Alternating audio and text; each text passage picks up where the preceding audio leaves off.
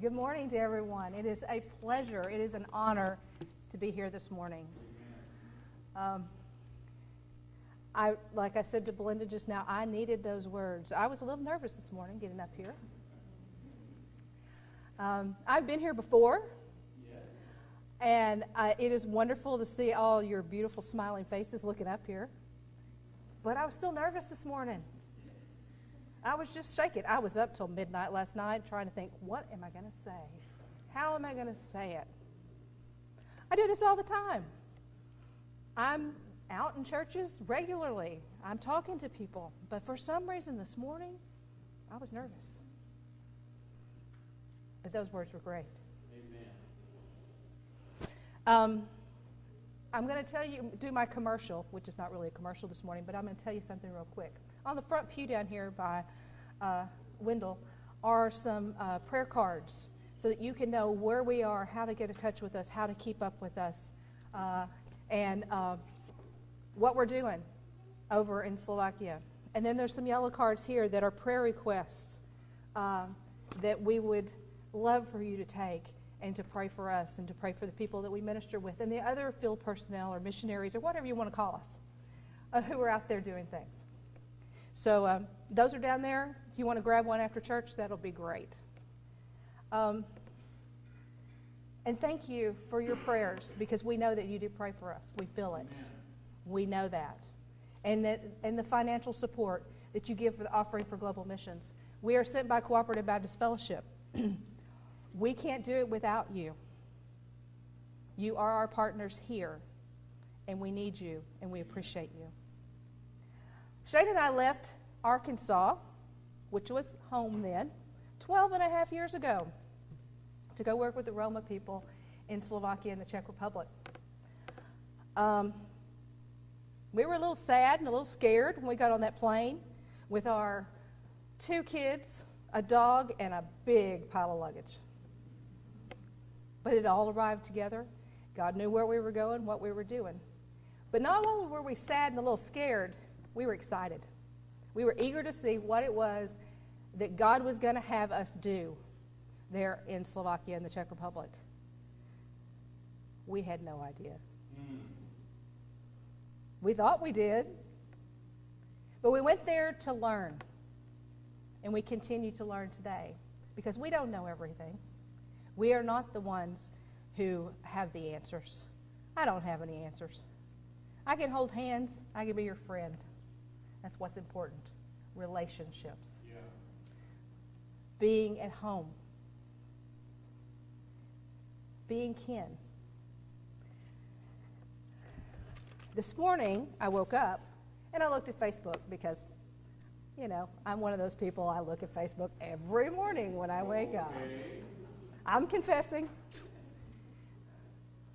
But what a blessing to look on Facebook this morning. Because somebody sent me a picture of a flower. And they said, we celebrated you today. The Roma Church in Košice, Slovakia, Devleskoro Care, which means God's house, considers Shane and I family. We are part of them. And this morning they remembered people who had birthdays in January and February. And I was there on that list. What a nice thing to wake up to. What a blessing. The Roma, which some people may know as gypsies, migrated into Central Europe about 600 years ago. They had darker skin. They spoke a different language. They just were a little different. They didn't quite fit in. They lived on the edges. They were the outsiders, the ultimate other. That was 600 years ago. Let's fast forward to today. It hasn't changed. It's the same. 2 weeks ago, Shane and I were able to stand on the steps of the state capitol here and to participate in the protest against the executive order on the immigration. Banning those people from those 7 predominantly Muslim countries, limiting them on what they can do and where they can be. And we were able to stand there with hundreds of people and share with them and pray with them and hear what they are like. To stand with those people who are other, just like the Roma. And as I was listening to the speakers each time, it's a little hard to see, a little hard to hear. But one comment really touched me. Because when I heard it, I thought about the Roma. I know what it's like to wake up every day in a country that does not want me, in a country that despises me. Joyce Elliott was talking about her life as she grew up in the U.S. and in the South particular, and in her life right now as an outsider. But she could have been describing their experience of the Roma in Slovakia, in Hungary, in any other European country. That is how they live every day. Well, a lot of times we look at Roma people and we see them living in poverty, or at least by our definition, they live in poverty. Inadequate housing, living in shacks, dirt floors. In one of the villages we work in right now, there's about 1.5 feet of snow on the ground. And they're living in a little shack with dirt floors and a wood stove. They have high unemployment. Even if they have an education, they go get the education, it's really hard to get a job. Somebody sees what they look like, they say there's no job. Food insecurity. We know what that's like here. It's the same there. You may be able to find some food to eat, but is it good food? Is it what you really need to grow, to raise those kids, to make them healthy, make them strong?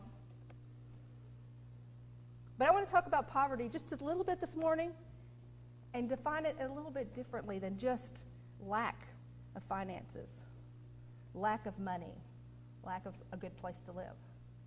Let's talk about poverty with relationships. And I want to look in 4 different areas as we talk about it. 4 different relationships that can result in poverty. The first one is our relationship with God, our Creator, our Sustainer, our Savior. If we have a broken relationship with God, we're poor. We also want to look at our relationship with ourselves. Right. That person you look at in the mirror every morning. That person that talks to you late at night when you're trying to write down your words and says, "Is this good enough? Are you good enough?"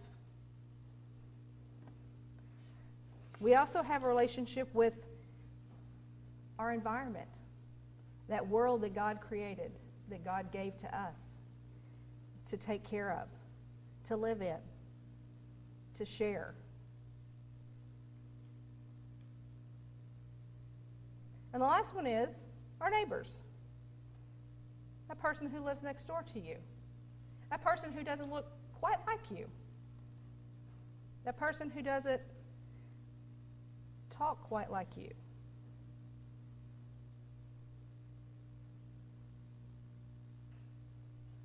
So in Genesis 1, God created everything, right?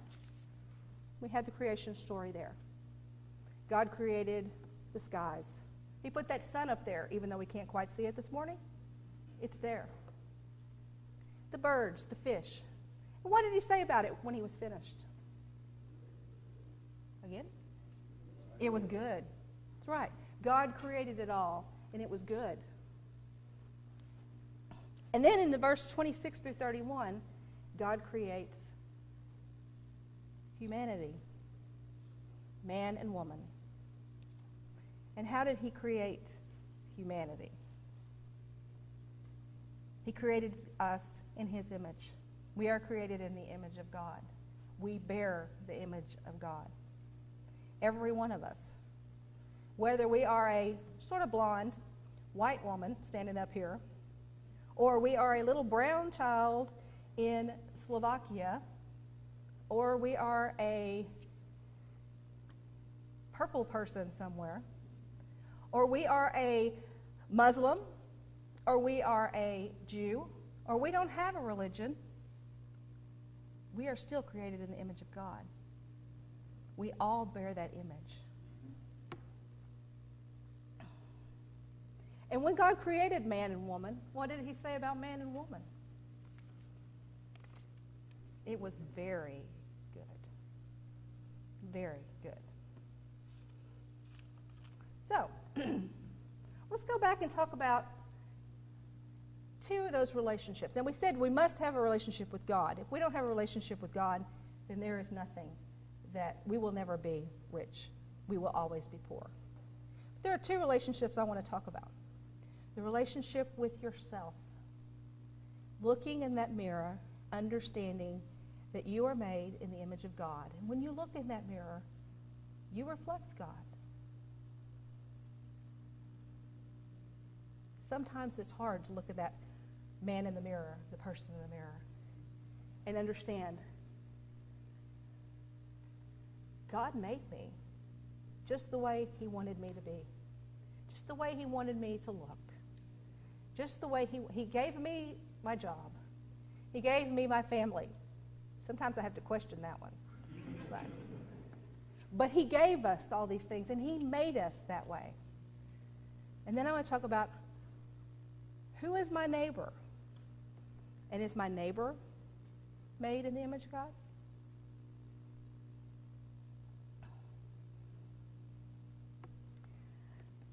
We're going to skip to Genesis 11 now. And in Genesis 11, we read about these people who have been traveling along, and they come to this plain, and they think, this looks pretty good. Let's stop here. We got food. Got a nice vineyard out here. We all look alike. We all talk alike. We like the same foods. We like the same music. We'll just hang out here. We'll build a big tall tower, and everything will be great. Everyone will know about us because here we are, and we have everything we need, and we are it. But that wasn't what God had planned, right? Because when we look back at Genesis 1:28, what did God tell man and woman to do? He told them to go out and be fruitful and multiply. Take care of the world, spread out. Subdue the world, I think is in one version. But here these people in Genesis 11 decided, nah, we don't need to go any further. We are done. Let's just stop here. But God said, no, that's not what I told you to do. You are to go on. I want you to spread throughout the world, be everywhere. So God came down and he confused them, right? The Tower of Babel story. He confused the language. They couldn't talk to each other anymore. So that tower didn't get built. Maybe we can come down and confuse some things and we won't get a wall built somewhere too. How about that idea? Think about that one. Okay. But anyway, so they went on. So they spread out. They went to other places because God wanted them to spread out, and God likes that diversity. Yeah. God made us different, but he loves that diversity. Yeah. And when we get to know somebody else, we know more about God.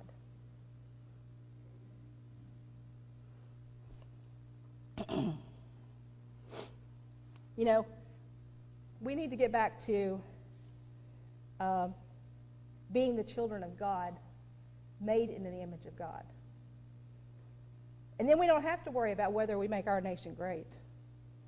Because when we are the children of God and we are where we're supposed to be, our world will be great, just the way God created it.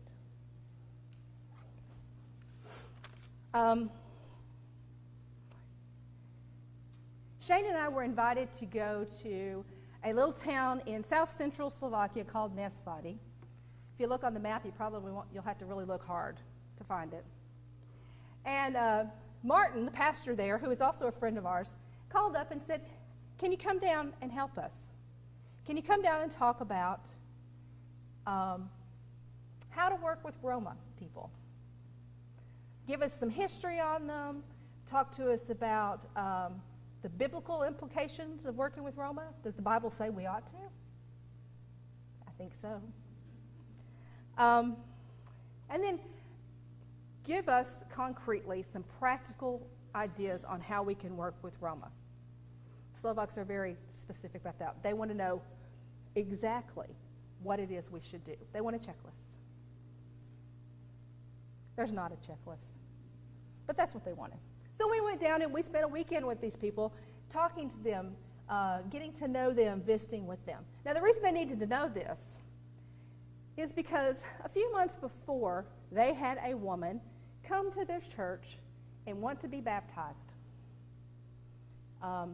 She had been introduced to Christ by her crotchety old neighbor who lived across the fence, who didn't want to have anything to do with her for 20 years until his wife died and he didn't have anybody to talk to. And then he decided he'd talk across the fence for a while. So he spent a long time building a relationship with this woman, finally, after 20 years, getting to know her and sharing what was most important with him. To him, he shared it with her. So she came to the church and she wanted to be baptized. And the church said, well, okay. So on the day of her baptism, 25 of her family members showed up. Now, in Slovakia, well, they say it here. 10 o'clock, 11 o'clock on Sunday morning is the most segregated time of the week. Well, it's not any different in Slovakia either. And in majority Slovak, which usually means white, Roma, we call them Roma. They are still Slovak, but they look different. They're darker skinned. In a majority Slovak church, Roma aren't welcome. So for these 25 people to show up for baptism really caused a stir. They were shaken. So they decided they needed some help. So after we talked to them all weekend, now I will tell you I did not give them a checklist because I don't live in this body. I can't tell them what to do.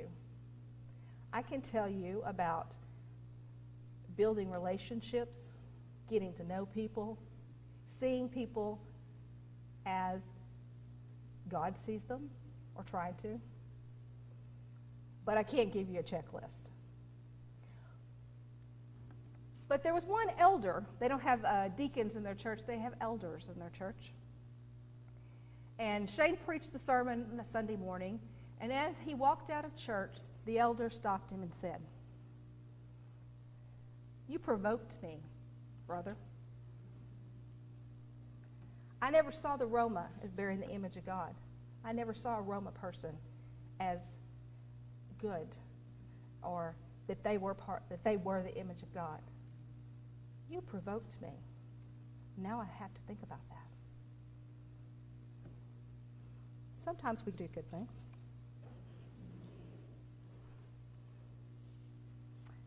One other community that we work in is Vajic. It's up in central Slovakia.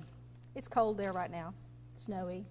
We work with a nonprofit called Drom, which means one way in Roma language. And there we have a local partner. Her name is Danka. Danka is, her job is to be a health advocate for Roma there in her community.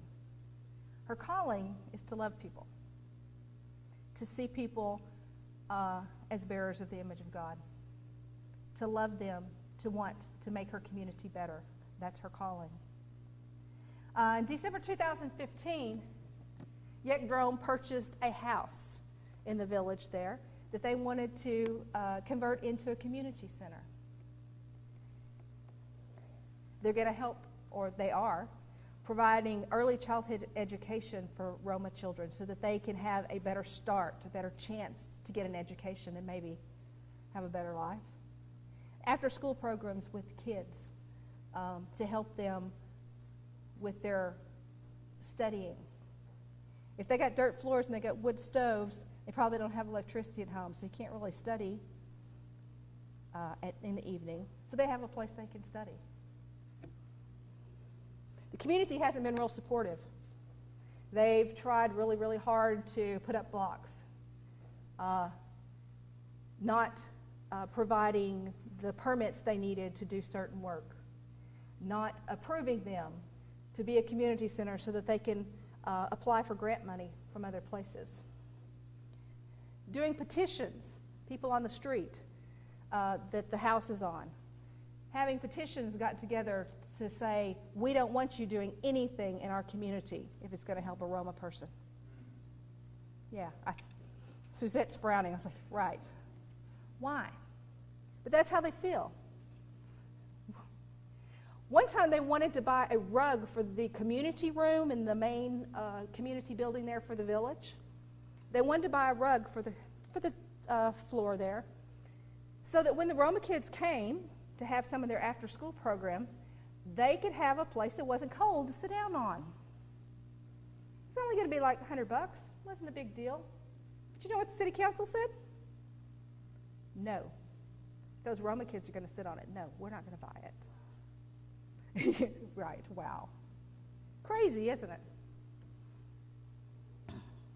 So there was a petition that was out to keep Yekdrome from being able to do anything. They wanted to block them from being able to use this house as a community center. They didn't want those loud, dirty, smelly little kids coming on their street. That's the main street that they walk down to get to school every day anyway. So that was kind of, And there was one older woman, we'll call her Teta, which is like aunt. And Teta came to Danka and said, you shouldn't be doing these things. You don't need to be doing this, and I don't want you to have those little kids. They're going to make things dirty. They're going to throw things in my yard. They're loud. They're just going to cause problems. Why are you doing that? I don't think you should do this. I'm going to sign that petition. And Danka, who is gracious, much more gracious than me, because I would have said, whatever. Danka looks at her and she says, Teta, I hear what you're saying. I understand you're worried. She goes, but let me ask you something. Why is it okay for our kids, for our children, to go to school, to get an education, to maybe find a job, have some hope for a better life? Why is it okay for our kids? Why is it not okay for those Roma children? Don't they deserve a good life too? Teta had to think about that for a little while. So she gathered up her purse and said, I'm going to church.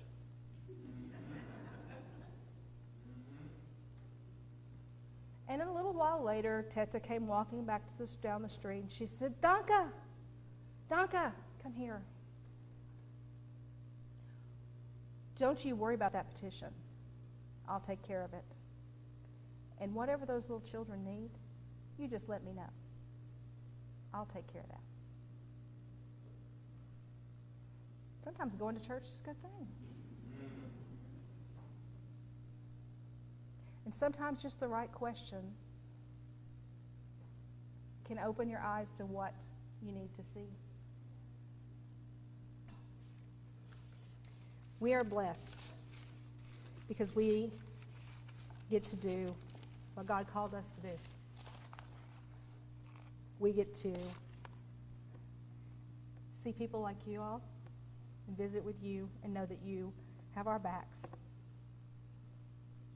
And we get to go and drink a lot of coffee and eat a lot of cake and make friends and get to know people, really know people, because that's what it's all about. Seeing those people as the image of God, seeing that diversity and knowing it is good. God made it. It is good. May truth and freedom come to every nation. May peace abound where strife has raged so long. That each of us may seek to love and build together a world united, righting every wrong. A world united. May it be so.